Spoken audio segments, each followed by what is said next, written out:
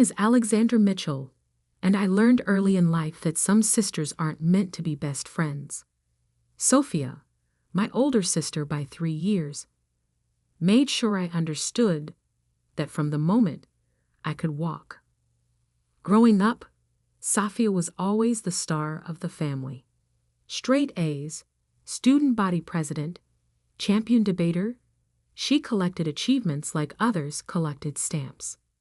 Our parents' pride in her was matched only by their constant disappointment in me. Where Sophia excelled in public speaking, I preferred quiet research.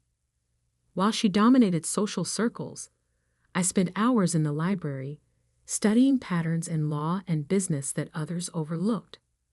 "Why can't you be more like your sister?" became the soundtrack of my childhood, playing on repeat at every family dinner, every parent-teacher conference, every holiday gathering. But what no one knew, what Sophia never noticed through her veil of superiority, was that I was building something. Something bigger than high school accolades or college acceptance letters. It started during my junior year of high school. While Sophia was celebrating her acceptance to Harvard Law School, I was quietly launching my first legal consulting business from my bedroom. Using online forums and anonymous profiles, I began connecting struggling law firms with the resources they needed to succeed. By the time I graduated high school, I had built a network of over 50 law firms that relied on my research and strategies. Of course, none of them knew they were working with a teenager. "I just don't understand you, Alexandra," my mother sighed at my high school graduation. "Sophia's going to Harvard, and you're taking a gap year to figure things out." What is there to figure out? I didn't tell them that my gap year was actually the first phase of my business expansion plan. I didn't mention that the modest savings account they thought I had was actually approaching 7 figures. And I certainly didn't reveal that 3 of the top law firms in Boston had already hired my consulting company, not knowing they would soon be working with their star student's little sister. Sophia thrived at Harvard, of course. Every holiday break brought new stories of her success, new reasons for our parents to beam with pride. Meanwhile, I built my empire in silence. When my parents pressed me about college, I enrolled in online business courses, letting them believe I was at least trying, while I orchestrated mergers and acquisitions through my growing network of shell companies. By the time Sophie graduated from Harvard Law, I owned controlling interests in 7 major law firms across the East Coast. My company, Mitchell Strategic Solutions, had become the invisible force behind some of the most successful legal practices in the country. But on paper, I was just the quiet daughter who hadn't found her path yet. Everything changed the day Sophia joined Preston and Hayes, one of Boston's most prestigious law firms. She didn't know that 6 months earlier, I had acquired it through a complex series of transactions. She walked into her first day of work, proud and confident, not realizing that her little sister was technically her boss. "You should see my office, Alex," she gloated during a family dinner. "Corner suite, full staff, partner track within 5 years. What are you doing these days? Still with that little consulting business?" I smiled and took a sip of wine. Something like that. The truth was, I was in the middle of the biggest acquisition of my career. Preston and Hayes was just the beginning. I was positioning myself to take over Blackwood International, the largest law firm conglomerate on the East Coast. The deal would make me one of the most powerful figures in the legal world, all before my 25th birthday. But Sophia couldn't help herself. She had to maintain her position as the family success story. That's why, when I met James Walker at a charity gala, she tried to stake her claim. "He's from one of Boston's oldest families," she told our mother, loud enough for me to hear. "And he's looking for someone successful, accomplished. Not really your scene, Alex." What Safia didn't know was that James had met me 3 months earlier in my role as the CEO of Mitchell Strategic Solutions. He had been representing Blackwood International in the acquisition negotiations, not realizing that the powerful, elusive CEO he was dealing with was the same woman he was falling in love with. When James proposed 6 months later, Safia was livid. She had been dropping hints about her own interest in him, only to watch her underachieving sister snag one of Boston's most eligible bachelors. "It doesn't make sense," I overheard her telling our mother. "She's nobody in this city. She barely has a real job. Something's not right about this." The wedding planning became her obsession. She insisted on being my maid of honor, not out of sisterly love, but because it gave her access to every detail, every guest list, every moment she could use to dig into my life.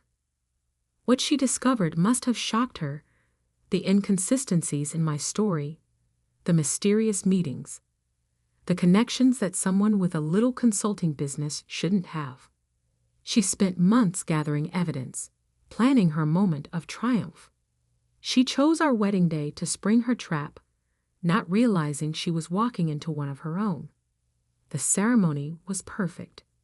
Boston's historic Trinity Church filled with the city's elite, judges, lawyers, business leaders. Many of them were there for James, the respected attorney from an old Boston family. None of them knew that the bride owned most of their law firms.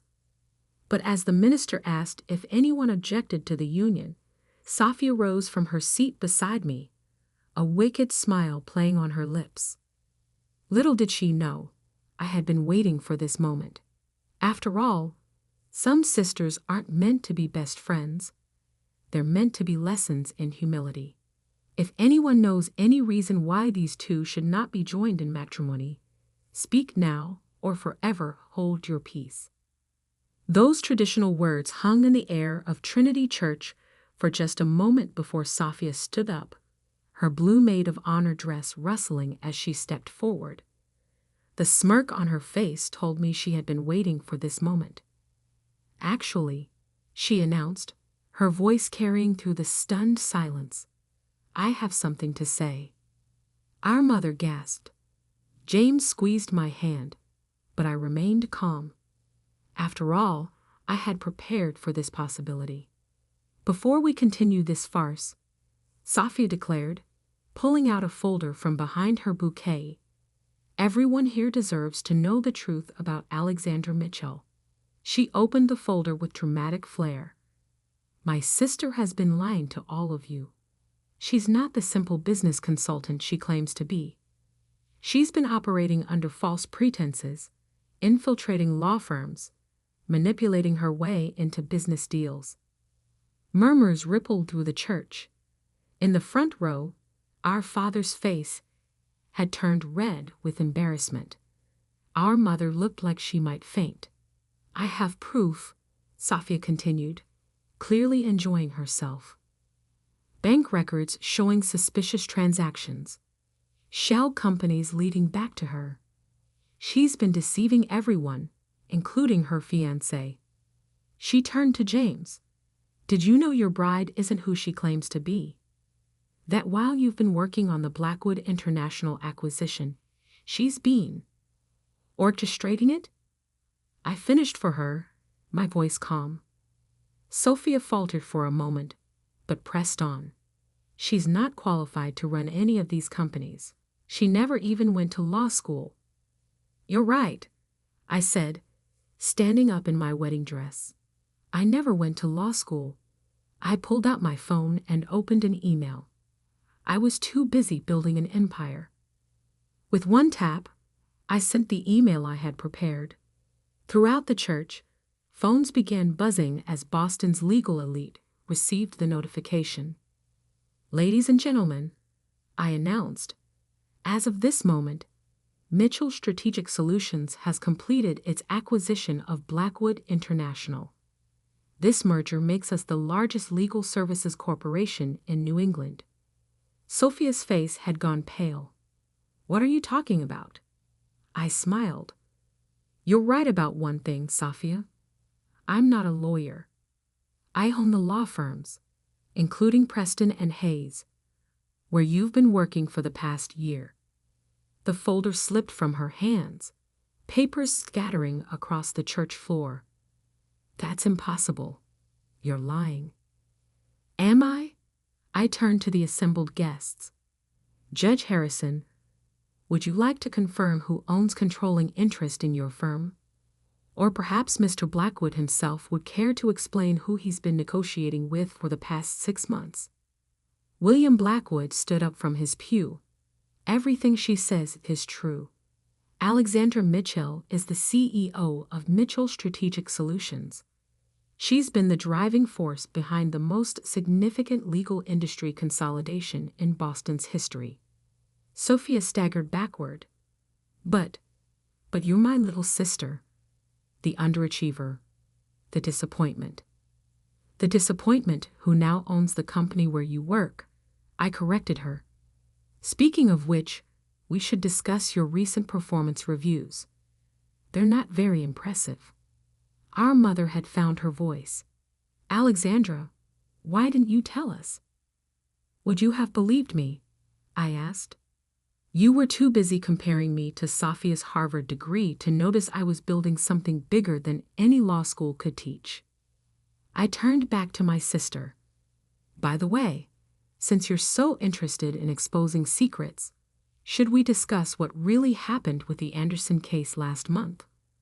The one where you claimed full credit for the settlement. Sophia's face went from pale to ashen. You wouldn't. The actual case files show that you barely contributed, I continued. In fact, your primary contribution was taking credit for work done by your junior associates, something that's become a pattern in your career. That's not true, she protested weakly. The records indicate otherwise, as do the complaints filed by your team, which have been sitting in HR, complaints I now own, by the way. James stepped forward, taking my hand. He was smiling. I should mention, he added, that as chief counsel for Blackwood International, I've known exactly who Alexandra is from the beginning. We met during the initial merger negotiations, long before that charity gala where you tried to warn me about her. Sophia looked around desperately, but she found no allies in the crowd. The city's most powerful legal minds were all nodding in recognition. They had all dealt with Mitchell Strategic Solutions, even if they hadn't known the owner's identity until now. So, I said, straightening my wedding dress, would you like to continue exposing secrets, dear sister? Or shall we proceed with my wedding? Sophia stood frozen, her carefully planned moment of triumph transformed into her own public humiliation. Finally, she managed to whisper, Why didn't you ever tell me? You never asked, I replied simply. You were too busy looking down at me to notice I had risen above you. I turned to the minister. Shall we continue? But Sophia wasn't quite finished. As she sank back into her seat, she muttered just loud enough for me to hear, This isn't over. I caught her eye and smiled. Actually, it is. Check your email. As if on cue, her phone buzzed. Her eyes widened as she read the message. An official notice of her immediate termination from Preston and Hayes, effective that moment. You can't fire me, she hissed. I'm not firing you, I corrected her. The evidence of your misconduct and credit theft is firing you. I'm just the owner who approved the termination.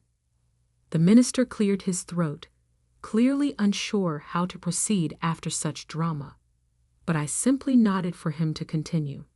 After all, this was still my wedding day, even if it had turned into something more. As I stood there, preparing to say my vows, I caught a glimpse of my reflection in one of the church's stained glass windows. I saw not the quiet, overlooked younger sister, but the powerful woman I had become. the woman who had built an empire while others underestimated her. And as I looked at Sophia, now sitting humiliated in her maid of honor dress, I realized that sometimes the best revenge isn't just success. It's success that no one saw coming. The ceremony continued, but the atmosphere had shifted. This was no longer just a wedding. It was a coronation. My parents sat in stunned silence, processing the revelation that their underachieving daughter was actually one of the most powerful people in the room. As I said, "I do," I couldn't help but think how fitting it was that my wedding day had become the day I finally stepped out of the shadows. After all, what better way to start a new life than by revealing your true power? But even as I celebrated, I knew this was just the beginning. Sophia's words, "This isn't over," echoed in my mind. She had always been competitive, vindictive. She wouldn't take this humiliation lying down. What she didn't realize was that I was counting on that. The reception at the Boston Harbor Hotel should have been the perfect celebration. Instead, it became the battlefield for the next phase of Sophia's war against me. I was barely through my first dance with James when my phone buzzed with urgent messages. Sophia had gone straight from the church to the media, attempting to spin a story about corporate espionage and illegal business practices. Mitchell Strategic Solutions built through deception. Read the headline she had somehow managed to plant in an online business journal. Harvard graduate exposes sister's fraudulent empire. I smiled, showing the article to James. He raised an eyebrow. She really doesn't know when to quit, does she? No, I replied. She doesn't. But I was ready for this too. I nodded to Catherine, my chief of operations, who had been waiting discreetly by the bar. She immediately began making calls. Within an hour, every major news outlet in Boston received a comprehensive press package detailing Mitchell Strategic Solutions' completely legal rise to power, including all regulatory filings and compliance records. But Sophia wasn't done. As guests mingled over champagne and hors d'oeuvres, she made her way through the crowd, whispering to key figures in Boston's legal community. "Did you know she's been recording your private conversations?" I overheard her telling Judge Harrison. Every law firm she acquired, she gathered dirt on the partners first. What she didn't realize was that each person she approached had already received a message from me, warning them about her desperate attempts to salvage her reputation. The breaking point came when she approached William Blackwood himself. "Mr. Blackwood," she said, her voice carrying just enough to draw attention, "I have evidence that my sister blackmailed you into this merger. She threatened to expose your offshore accounts." The room fell silent. Blackwood looked at her for a long moment, then laughed. "Miss Mitchell, or should I say, former Attorney Mitchell, your sister never blackmailed me.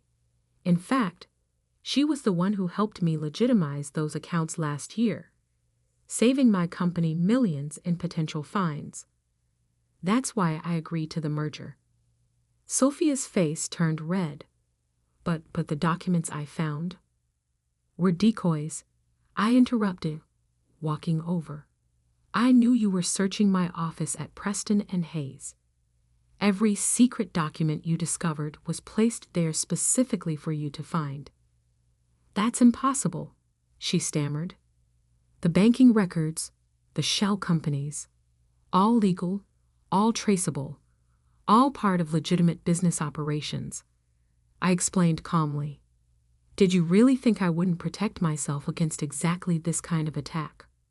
Our parents, who had been watching this exchange with increasing discomfort, finally approached. "Sophia," our father said, his voice heavy with disappointment, "enough." But she wasn't finished. She pulled out her phone, hands shaking. "I still have proof. Recordings of your meetings, documents I copied. Actually, James interjected, you don't. As chief counsel of Blackwood International, I should inform you that removing confidential documents from Preston and Hayes constitutes a serious breach of contract, not to mention a violation of the Bar Association's ethics code. Sophia's face went pale. You wouldn't dare report me to the bar. I don't have to, I said softly. Your own actions today, attempting to disrupt a legal merger with false allegations, stealing confidential documents, trying to manipulate the media, those actions require me to report you. As the owner of Preston and Hayes, I have a legal obligation to do so. You're bluffing, she whispered, but her voice trembled. I pulled out my own phone and showed her the screen. A formal complaint to the Massachusetts Bar Association, ready to be filed. Last chance, Sophia. Walk away now. Leave Boston. Take the severance package I'm still willing to offer and start fresh somewhere else. You're destroying my career, she protested. No, our mother suddenly spoke up. You did that yourself. All these years, you were so busy proving you were better than Alexandra that you never noticed she had actually become better than you. Sophia looked around the room, finally seeing the truth. The powerful people she had tried to turn against me were all nodding in agreement. Her attempted power play had backfired completely. Fine, she spat. You win. You've always been playing a longer game than me, haven't you? The difference is, I was playing to win, I replied. You were just playing to make me lose.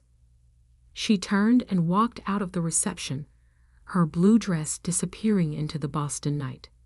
As the door closed behind her, I felt a strange mix of triumph and sadness. Are you okay? James asked softly. I squeezed his hand. I am. It needed to end this way. Our parents approached, looking shell-shocked but proud. We had no idea, my father said. All these years. You saw what you expected to see, I replied. Sophia was the star. I was the disappointment. It made it easier to build something extraordinary while everyone was looking the other way. The rest of the reception passed in a blur of congratulations and celebrations. But now people were celebrating more than just my marriage. They were celebrating the emergence of a new power in Boston's legal world. Later that night, as James and I prepared to leave for our honeymoon, I received one final email from Sophia. You've won, she wrote. I'm moving to Chicago. But remember this, you taught me that appearances can be deceiving. One day, when you least expect it, I'll have built something of my own, and then we'll see who the real winner is. I showed the email to James. He looked concerned, but I just smiled. Let her try, I said. Building something real takes more than ambition and revenge. It takes patience, strategy, and the wisdom to know that true success isn't about beating others. It's about becoming the best version of yourself. 10 years later, I stood in my office at the top of the Mitchell Blackwood Tower, looking out over Boston's skyline.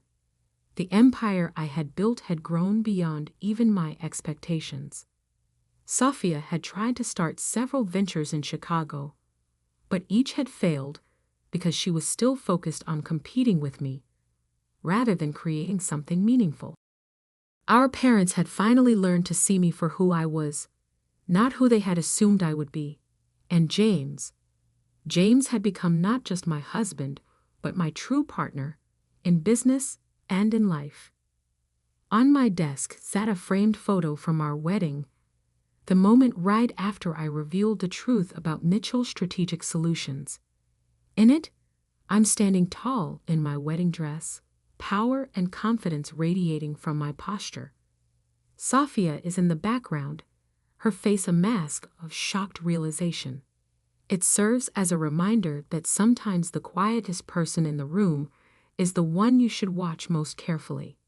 Because while some people spend their lives trying to prove their worth through words and showmanship, others build empires in silence. My phone buzzed. Another major law firm was ready to join our network. As I prepared for the meeting, I thought about how far I'd come from that overlooked younger sister. Sometimes the best revenge isn't just success. It's success so complete that it transcends revenge altogether. And sometimes the greatest triumph isn't in proving others wrong, but in proving yourself right. The empire I built wasn't just about showing up my sister or proving my worth to my parents. It was about creating something lasting, something meaningful, something that would outlive any family drama or personal vendetta. And as I